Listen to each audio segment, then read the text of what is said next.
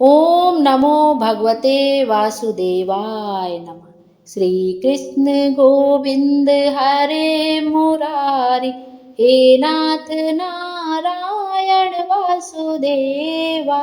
आप सभी कमेंट में ओम नमो भगवते वासुदेवाय नमः अवश्य लिखिएगा। आइए आज के वीडियो में देखते हैं कामिका एकादशी का व्रत किस दिन रखा जाएगा, 20 जुलाई को या 21 जुलाई को। इस बार कामिका एकादशी के व्रत को लेकर मन में बहुत अधिक संशय है कि इस व्रत को किस दिन रखा जाएगा। और यह सावन की पहली एकादशी है और सावन मास में जब कोई एकादशी पड़ती है तो वह बहुत ही खास हो जाती है। हिंदू धर्म में एकादशी का व्रत करने का बहुत ही खास महत्व होता है। इसे करने से व्यक्ति के जीवन के दुख दूर हो सकते हैं और मोक्ष की प्राप्ति होती है। वहीं सावन माह में पड़ने वाली एकादशी का अधिक महत्व बताया गया है, जिसे कामिका एकादशी के नाम से जाना जाता है। सावन माह के कृष्ण पक्ष की एकादशी तिथि के दिन कामिका एकादशी का व्रत रखा जाता है। आइए देखते हैं इस बार कामिका एकादशी का व्रत किस दिन रखा जाएगा, 20 जुलाई को या 21 जुलाई को। पूजा का शुभ मुहूर्त कब से कब तक है। हिंदू पंचांग के अनुसार कामिका एकादशी तिथि का आरंभ 20 तारीख को दोपहर में 12:14 से शुरू हो रहा है, लेकिन शास्त्रों में उदया तिथि मान्य है। हमारे सनातन धर्म में उदया तिथि के अनुसार ही व्रत रखा जाता है। तो ऐसे में अगले दिन यानी 21 तारीख दिन सोमवार को कामिका एकादशी का व्रत रखा जाएगा। यह सावन का दूसरा सोमवार भी है और यह बहुत दुर्लभ संयोग बनता है कि जब सावन का सोमवार और एकादशी दोनों साथ में पड़े। तो आप सावन के दूसरे सोमवार और कामिका एकादशी का व्रत एक साथ ही पड़ रहा है इस बार। तो यह बहुत ही अद्भुत संयोग है। यदि हमारी कोई मनोकामना होती है और हम उसके लिए कोई उपाय करते हैं तो हमारी मनोकामना बहुत ही जल्द पूर्ण हो जाती है इस संयोग के कारण। और वहीं इस बार कामिका एकादशी व्रत का पारण आपका 22 तारीख को किया जाएगा, दिन मंगलवार को, और द्वादशी तिथि समाप्त हो रही है आपकी मंगलवार को सुबह 7:06 तक द्वादशी तिथि रहेगी। और द्वादशी तिथि से पहले ही पारण कर लेना हमेशा शुभ होता है। तो ऐसे में सुबह 7 बजे तक व्रत का पारण कर लेना सबसे उत्तम रहेगा। कामिका एकादशी का व्रत रखने से जातक को भगवान विष्णु का आशीर्वाद प्राप्त होता है और उनकी सभी मनोकामनाएं पूर्ण होती है। आइए देखते हैं पूजा का शुभ मुहूर्त कब से कब तक है और कौन कौन से शुभ योग इस बार कामिका एकादशी पर बन रहे हैं। पहला जो शुभ मुहूर्त है पूजा का वो है ब्रह्म मुहूर्त में सुबह 4:14 से लेकर 4:55 तक। फिर विजय मुहूर्त है दोपहर में 2:44 से लेकर 3:39 तक।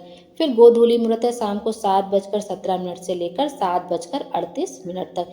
फिर निश्चिता मुहूर्त है रात्रि में 12:07 से लेकर 12:48 तक। इस बार आपके बहुत सारे शुभ संयोग भी बने, जैसे स्वार्थ सिद्धि योग का निर्माण हो रहा है। स्वार्थ सिद्धि योग का निर्माण तो आपका दिन भर ही है।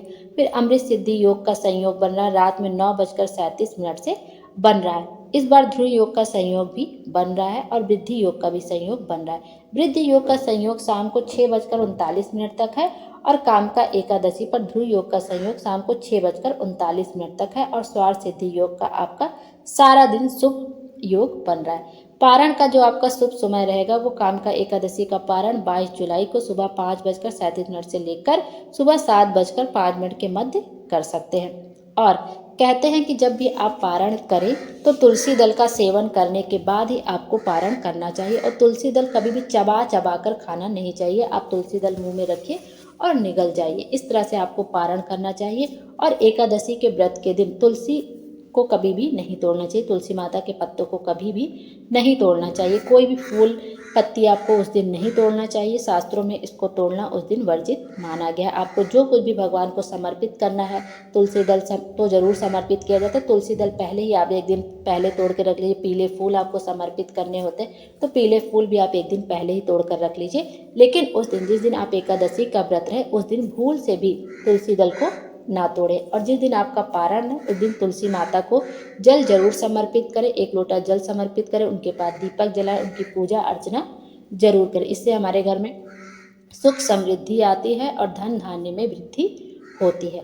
आप इस दिन इस अद्भुत संयोग पर कि हमारा कामिका एकादशी का व्रत है और सावन का दूसरा सोमवार रहेगा, तो आप एक उपाय भी कर सकते हैं जिससे हमारी सभी मनोकामनाएं पूर्ण हो जाती हैं। तो सावन के दूसरे सोमवार पे आप चाहें तो मूंग के 108 दाने या गेहूं के 108 दाने या जौ के 108 दाने, किसी भी चीज़ के 108 दाने, सबसे अच्छा होगा कि आप मूंग के 108 दाने ले लें या जो गेहूं होते हैं 108 दाने ले लें और अपनी हथेली में 108 दाना गिन के रख लें और भगवान शंकर के शिवलिंग पर जाके अपने हथेली में रख के अपनी कामना कहते हुए नमः शिवाय कहते हुए, ओम नमः शिवाय कहते हुए, श्री शिवाय नमस्तुभ्यम कहते हुए अपनी कामना कहकर आपको 108 मूंग के दाने या गेहूं के दाने जो भी आपने लिया आपको शिवलिंग पर समर्पित कर देना। इससे आपकी जो भी मनोकामना होगी वो बहुत जल्द से जल्द पूर्ण होगी, क्योंकि ये बहुत ही दुर्लभ संयोग बन रहा है एकादशी और सावन के सोमवार का। भोले बाबा और विष्णु भगवान हम सबकी सभी मनोकामनाएं पूर्ण करें, हमारे जीवन को खुशियों से भर दें। Thank you.